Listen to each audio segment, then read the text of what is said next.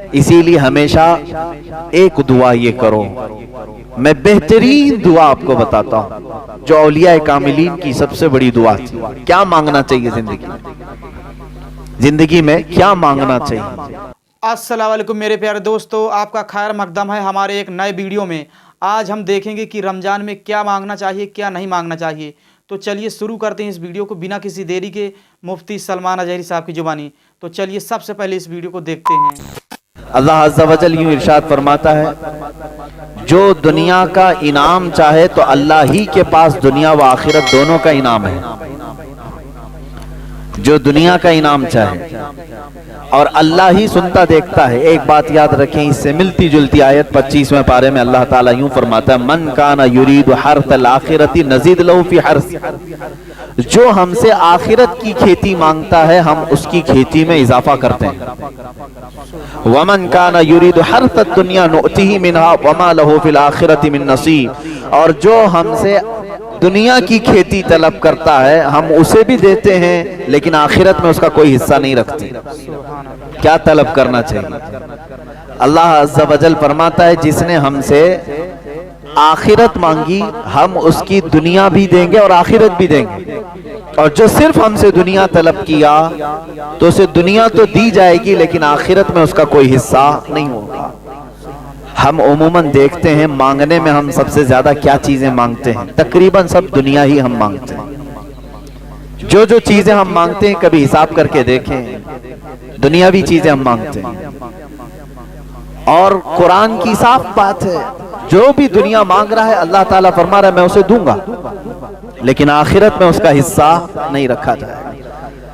सही तरीका मांगने का तो अल्लाह ताला ने खुद सिखाया है, रब्बना आतिना फिद दुनिया हसना व फिल आखिरती हसना। ऐ हमारे रब, दुनिया में भी हमें अच्छाइयां अता कर और आखिरत में भी अच्छाइयां अता कर। कभी ओनली वन, दुनिया की चीजें तलब करना, सिर्फ और सिर्फ दुनिया तलब करना, तो ये मुसलमान को और मोमिन को ज़ेब नहीं देता। मिसाल के तौर पर हम अपने कारोबार की भलाइयां चाहते हैं, कौन नहीं चाहता? दुआ करें कि दुकान अच्छी चल जाए, दुनिया ही तो मांगा।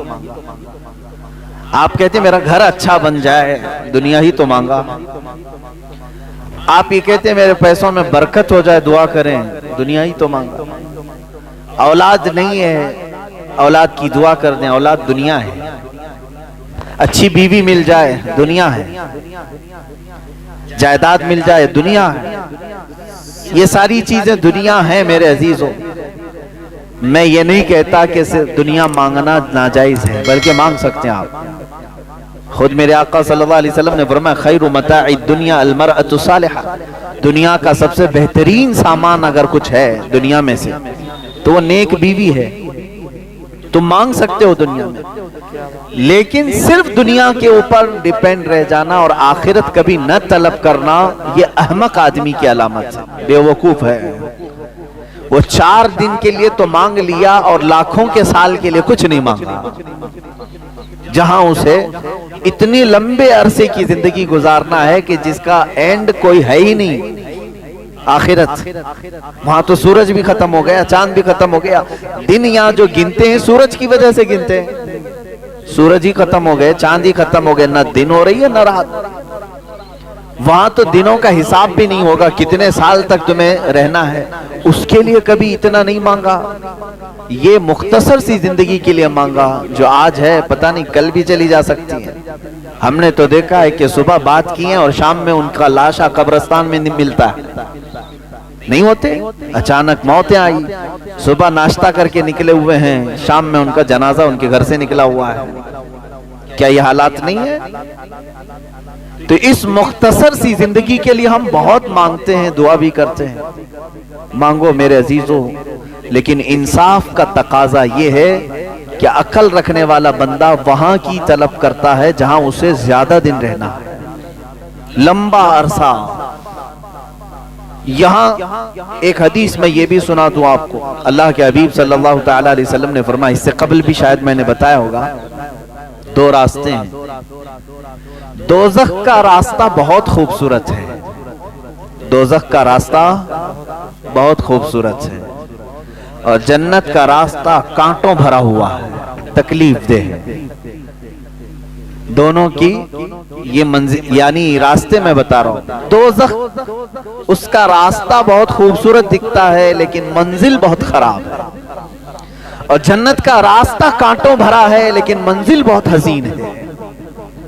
مرضی تمہاری, صرف اگر تمہیں راستہ ہی چاہیے تو دوزخ کے راستے پر چلتے ہوئے جاؤ گے, آج یا کل کٹ جائے گا راستہ, اور جب منزل پہنچو گے پھر آگ کے شعلے تمہارا استقبال کر رہے ہیں, اور وہ کتنے سال تک وہ بھی نہیں معلوم. ہاں جنت کا راستہ کانٹوں بھرا تو ہے, تکلیفیں تو ہیں, نمازوں کی پابندیاں ہیں, حلال کھانا ہے, اور تمہیں شریعت اسلامیہ کے دائرے میں رہ کر کے عمل کرنا ہے. یہ سخت تو لگتا ہے, کٹھن تو ہے, لیکن جیسے ہی منزل آئے گی ساری تھکان اتر جائے گی, ساری پریشانیاں ختم ہو جائیں گی. جب جنت منزل مل جائے, اب آپ کے اوپر فیصلہ ہے, صرف راستہ تمہیں آرام کا چاہیے یا منزل اچھی چاہیے, یہ دیکھ کر کے چلو. اب اس کی مثال ایسی ہے کہ آپ کو میں دنیاوی طریقے سے ایک مثال بتاؤں. 1 کلومیٹر کا ایک راستہ ہے, 2 راستے یہاں پر بنے ہوئے ہیں, 1 کلومیٹر کے 2 روڈ ہیں. ایک روڈ کنکریوں سے بھرا ہوا ہے, لیکن جہاں یہ روڈ اینڈ ہوتا ہے, ختم ہوتا ہے, ایک بہت ہی حسین باغیچہ ہے جس میں پھل ہیں, ندی ہیں, بہت ٹھنڈی ہوائیں ہیں, لیکن راستہ پورا کنکریوں سے بھرا ہوا ہے, 1 کلومیٹر چلنا ہے. ایک دوسرا راستہ ہے, بہت ہی اچھا راستہ ہے, کوئی کنکری نہیں, کوئی کانٹے نہیں, اچھا لگ رہا ہے, لیکن جہاں یہ ختم ہوتا ہے منزل بہت بھیانک ہے. وہاں سڑی ہوئی بدبوئیں آ رہی ہیں, کانٹے بکھرے ہوئے ہیں, اور لاشیں ہیں, بدبو بھری ہوئی ہے. مجھے بتاؤ عقل رکھنے والا کون سا راستہ اختیار کرے؟ وہ کنکریوں بھرا راستہ چننے والا عقل مند ہے, اس لیے کہ چلنا ہی تو ہے 1 کلومیٹر, اس کے بعد تو حسین باغیچہ میرا استقبال کر رہا ہے. اور بے وقوف وہ بندہ ہے جو صرف راستے کو دیکھا کہ یہ حسین لگ رہا ہے, آرام کا لگ رہا ہے, چل پڑا, لیکن منزل بہت ہی بھیانک پا لیا. سیم یہی مثال جنت اور دوزخ کی ہے. وہی اللہ تعالیٰ فرماتا ہے قرآن پاک میں, جس نے صرف ہم سے دنیا مانگی ہم اس کو دنیا دے دیں گے. کفار و مشرکین کو اللہ دنیا دیتا ہے, تمہیں بھی دے گا, لیکن آخرت میں تمہارا حصہ نہیں رکھا جائے گا. اور جس نے ہم سے آخرت مانگی اللہ فرماتا ہے اسے دنیا میں برتنے کو بھی دیا جائے گا اور آخرت میں بھی دیا جائے گا. تو فائدے میں یہی رہیں گے. اسی لیے ہمیشہ ایک دعا یہ کرو, میں بہترین دعا آپ کو بتاتا ہوں جو اولیاء کاملین کی سب سے بڑی دعا تھی. کیا مانگنا چاہیے زندگی میں کیا مانگنا چاہیے؟ یعنی مانگنے کے لیے ہمارے پاس بہت ساری چیزیں ہیں. کیا مانگیں ہم؟ اپنے لیے گاڑیاں مانگیں, گھوڑے مانگیں, اولاد مانگیں, بیویاں مانگیں, بچے مانگیں, پراپرٹی, جائیداد, بادشاہ کا تخت, کیا چیز مانگنا چاہیں؟ اولیاء کاملین جو چیز مانگتے تھے وہ سب سے بڑی دعا یہ ہے, وہ یوں کہتے تھے کہ اے اللہ تو میرا ہو جا, بس تجھ سے تجھی کو مانگ کر مانگ لی ساری کائنات. اللہ رب العزت جس کا ہو جائے پھر بچا کیا؟ تو دعا ہمیشہ یہ کرو کہ اے اللہ تو میرا ہو جا, یعنی تو مجھ سے راضی ہو جا. اللہ رب العزت جس بندے سے راضی ہو جائے اسی کے متعلق تو کہا ہے شاعر نے, خودی کو کر بلند اتنا کہ ہر تقدیر سے پہلے خدا بندے سے خود پوچھے بتا تیری رضا کیا ہے. یہ وہ لوگ ہیں جن کے متعلق اللہ رب العزت اپنے خزانہ رحمت کو کھول دیتا ہے. قرآن میں ہے لہم ما یشاؤون فیہا, یہ وہ بندے ہیں جو چاہ لیں اللہ ان کے لیے رکھا ہے, جو وہ چاہ لیں اللہ ان کے لیے رکھا ہے. وَلَدَيْنَا مَزِيدٌ, اور اللہ فرماتا ہمارے پاس اس سے بھی زیادہ ہے جتنا وہ چاہتے ہیں. لیکن یہ اولیاء کاملین پوری زندگی اس طرح کی گزارتے رہ گئے کہ دنیا میں سے صرف اتنی چیزیں لی جتنا زندگی گزارنے کے لیے کافی تھی, باقی سب وہ مانگتے رہے اللہ ہی کو, مانگتے رہے اللہ ہی کو. ایک بہت ہی مقدس جماعت قیامت کے دن جنت میں جانے والوں کی 2-3 کیٹیگریز ہوں گی. جنت میں جانے والوں کی 3 जमातें बख्शे जा चुके हैं, हिसाब किताब हो चुका है, जन्नत का फरमान आ चुका है। एक जमात ऐसी होगी, अल्लाह ताला उनसे फरमाता है, ए मेरे बंदो तुम पर जन्नत हो गई, तुम्हें जन्नत में भेजा जा रहा है, तुम इबादतों में पूरे कंप्लीट थे, बताओ क्यों इबादत करते थे, जन्नत तक कैसे पहुंच गए। वो कहते हैं, ए अल्लाह हमें जन्नत की नियामतें जब से हमने सुना था बड़ा लगाव था कि उस जन्नत में जाएं। ये भी मोमिन की शान है, जन्नत में जाने की ख्वाहिश रखना चाहिए। जन्नत तेरी बड़ी हसीन और जमील है, हमने कुरान में पढ़ा, हदीस में पढ़ा, इसलिए उसमें दाखिल होने के लिए खूब जुस्तजू करते थे, कोई नमाज ना छूटने पाए, हर गुनाह से बचते रहे। अल्लाह ताला फरमाता है, ठीक है तुमने अच्छा किया और तुम्हारे लिए जन्नत हो गई, जिसकी तलब में पूरी जिंदगी मेहनत करते थे वो चीज तुम्हें मिल गई। एक जमात गई जन्नत में, दूसरी जमात है, उनसे पूछा रब ताला ने, तुम क्यों इबादत करते थे। वो कहते, मौला तेरी दोज़ख से डर बहुत लगता था, हमने जब कुरान में पढ़ा या हदीस से सुना कि दोज़ख के अज़ाबात इतने सख्त तरीन हैं कि उसको बंदा नहीं संभाल सकता, तो हमें डर बहुत लगता था। उस डर की वजह से हम इबादतों की पाबंदी करते थे और कोई गुनाह होने नहीं देते थे, नेकियां करते रहे। अल्लाह ताला फरमाता है, जाओ मेरे बंदो, जहन्नम के खौफ से तो तुम इबादत गुजार तो रहे, तुम्हारे लिए भी जन्नत है। तीसरी एक जमात थी मुखलिसीन की जमात, इनसे रब ताला फरमाता है, तुम क्यों इबादत करते थे, तुम्हारे लिए भी जन्नत का परवाना आज सुना दिया गया, तुम क्यों इबादत करते थे। वो कहते हैं, ए मौला हमें न जन्नत की ख्वाहिश थी और न हमें दोज़ख के मुतालिक कोई फिक्र थी, हम तो सिर्फ इसलिए इबादत करते थे कि तू हमसे राजी हो जा, हम तुझको चाहते थे, तेरा फरमान था और हम उस पर अमल करते थे, बस हम जन्नत की तलब में या दोज़ख के खौफ से नहीं, ऐ अल्लाह हम खालिस तेरे लिए करते थे। रब ताला फरमाता है कि ऐ बंदो मैं तुमसे राजी हो गया, जाओ जन्नत में, लेकिन वो जन्नत में नहीं जा रहे होंगे।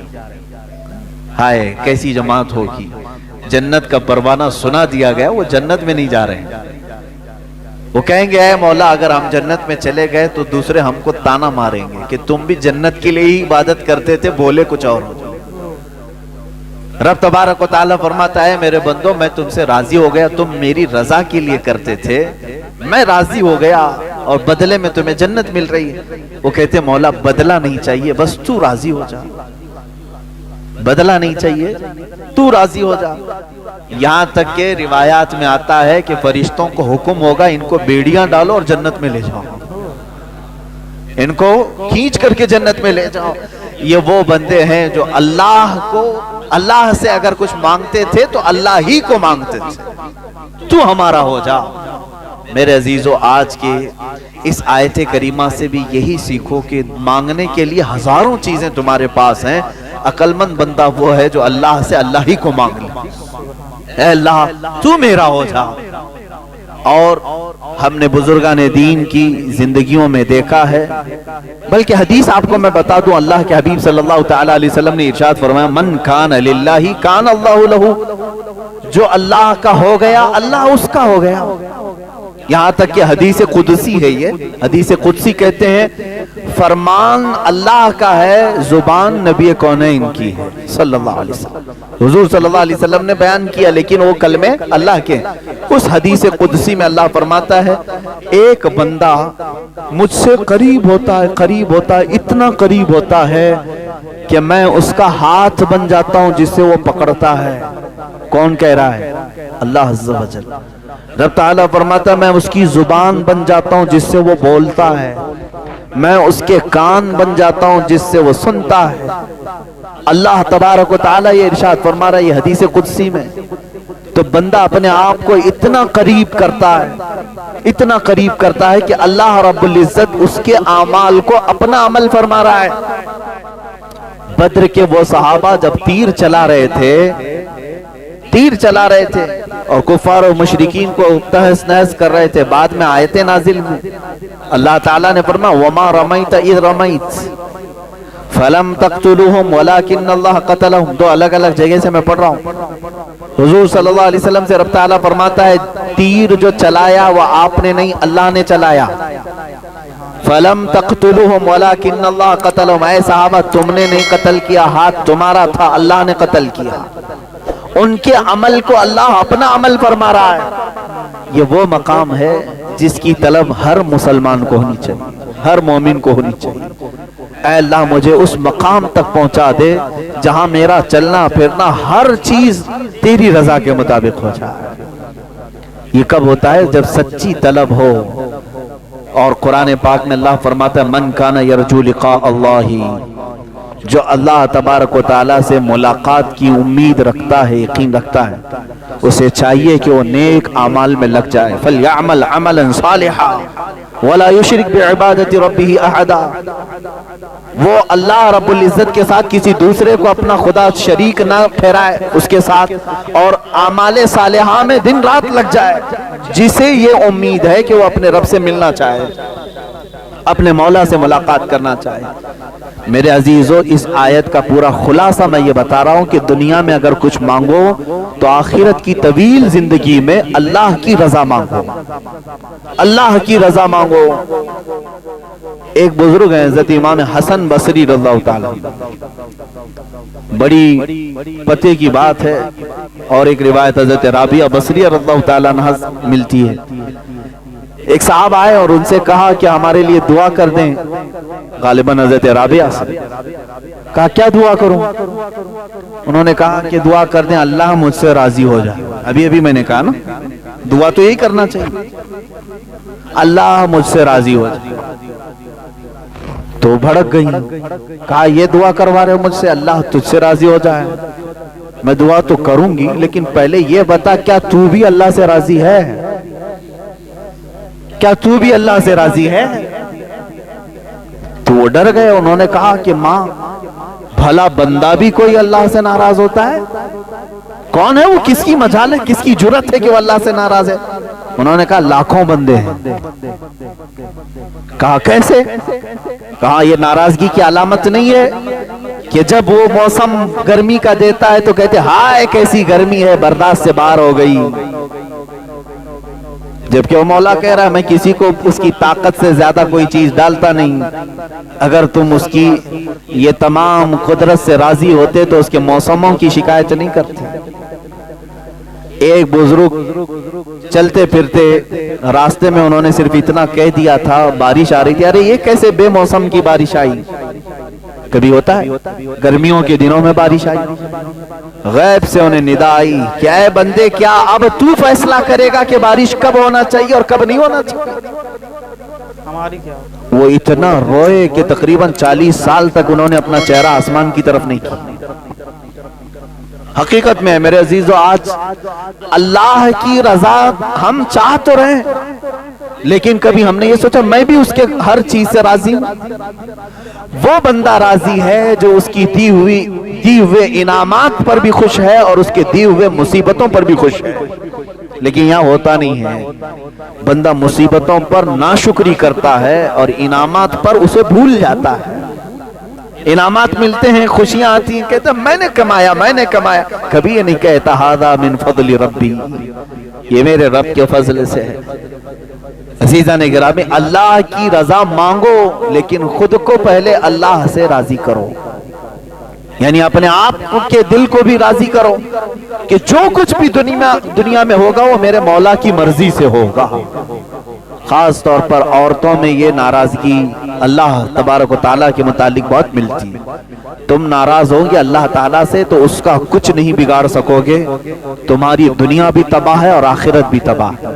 تم بندے ہو، اللہ سے ناراض ہونا یہی نہیں کہ اس کو صرف گالیاں دینا، بلکہ بہت ساری چیزوں کو برداشت نہ کرنا یہ بھی اللہ سے ناراضگی کی علامت ہے جو تمہارے ساتھ۔ کسی کا انتقال ہوا تو کیا اللہ تعالیٰ نے تمہارے ساتھ ظلم کیا؟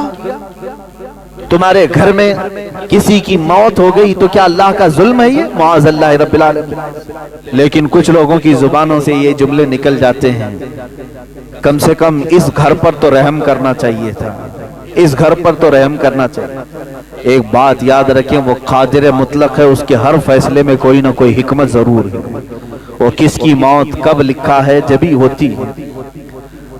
یہاں تک کہ فرشتوں میں سے بھی مقرب فرشتوں کو بھی یہ اختیار نہیں ہے کہ اس کے دیے ہوئے وقت سے ایک آن پہلے یا بعد کو ٹال سکیں یا پہل کر سکیں۔ وہ اللہ رب العزت کی حکمتوں میں سے۔ بندے مومن کو یہ چاہیے کہ ہر کام پر اس سے راضی رہے، اس کے بعد اس کی رضا کا سوال کرے۔ بات صحیح ہے؟ پہلے خود راضی ہو اللہ کے ہر حکمت سے، اور اس کے بعد سوال کرے اے اللہ تو بھی مجھ سے راضی ہو جا، تب بات دونوں برابر کہلائے گی۔ تم تو ناراض ہو اس سے، تم اس کے بہت سارے کاموں سے اپنی رضا ظاہر نہیں کرتے ہو، اور پھر اس سے دعا یہ کرتے ہو کہ اللہ تو مجھ سے راضی ہو جا۔ رب تبارک و تعالیٰ اگر یہ فرما دے کہ اے بندے کیا تو بھی راضی ہے اپنی زندگی میں؟ ہاں تو کہہ دو کہ زبان سے، لیکن عمل تمہاری شکایت کر رہا ہوگا۔ بیماریوں میں میں سب کو بتا دیتا ہوں، اچھائیوں میں کسی کو نہیں بولتا۔ دکان 100 دن چلایا، 99 دن فائدہ رہا، ایک دن نقصان ہوا، وہ نقصان کے دن کئی لوگوں کو شکایت تو کر دے گا، فائدہ جتنے دن ہوا تھا وہ سب کو نہیں بتائے گا۔ ارے نہ بتاؤ، نظر لگ جائے گی۔ انعامات کو تو تم نے بتایا نہیں، خسارے کو سب کے سامنے ذکر کیا، صحت کا تو کبھی اعلان نہیں کیا کہ میں بہت ہٹا کٹا ہوں، صحت مند ہوں، اللہ کا فضل ہے، لیکن بیماری کو سب کے سامنے ذکر کیا۔ اللہ کی رضا یہ ہے جو قرآن پاک کی آیت یہ بتاتی ہے، انا للہ و انا الیہ راجعون، بے شک ہم اللہ کے لیے ہیں دنیا میں اور اللہ ہی کی طرف لوٹنے والے۔ بیماری اس کی مرضی سے، صحت مندی اس کی مرضی سے، دولت اس کی مرضی سے، غربت اس کی مرضی سے، کرسی اس کی مرضی سے ملے۔ یہ تمام چیزوں پر ہماری رضا پہلے ہو، اور اس کے بعد ہم یہ سوال کریں اے اللہ تو بھی ہم سے راضی ہو جا۔ آگے کی آیت میں نے جو تلاوت کی ہے یہ دوسری بڑی آیت ہے جس میں اللہ تعالیٰ فرماتا ہے اے ایمان والو، ایک بات سمجھ کر کے چلیں، یہ کتنے بڑے فخر کی بات ہے کہ پورا قرآن جو ہے جس میں خطاب جو ہوتا ہے، خطاب کا مطلب ہوتا ہے کسی کو مخاطب کر کے بلانا، اے فلاں آپ آ جاؤ۔ اب بڑا آدمی کوئی کسی کا نام لے کر کے پکارے تو وہ اپنے پکار پر بھی رشک کرتا ہے کہ مجھے فلاں نے میرا نام لے کر کے پکارا۔ میں سمجھتا ہوں مسلمانوں کو اسی بات پر فخر کرنا چاہیے کہ قرآن میں اللہ نے جگہ جگہ پر یا ایھا الذین آمنو، اے ایمان والو، ہمیں نام لے کر کے پکارا ہے۔ پیدا کرنے والا خود ہمیں پکارے تو ہماری قسمت کی بات کیا ہے۔ ایک ہی جگہ پر پورے قرآن میں کافروں کو پکارا گیا، باقی تقریباً یا ایھا الذین کفروا جو ایک جگہ ہے، اس کے علاوہ آپ سینکڑوں جگہ دیکھیں گے جہاں پر اللہ تعالیٰ نے ایمان والوں کو خطاب کیا۔ ظاہر سی بات، ماشاء اللہ کتنا پیارا بیان کرتے ہیں مفتی سلمان اجہری صاحب۔ ویڈیو ختم کرنے سے پہلے میں آپ سے ایک ریکویسٹ کرنا چاہتا ہوں کہ اس ویڈیو کو لائک کر کے چینل کو سبسکرائب ضرور کریں تاکہ یہ ویڈیو ہر مسلمان تک پہنچ سکے۔ تو ملتے ہیں نیکسٹ ویڈیو میں، تب تک اپنا خیال رکھیں۔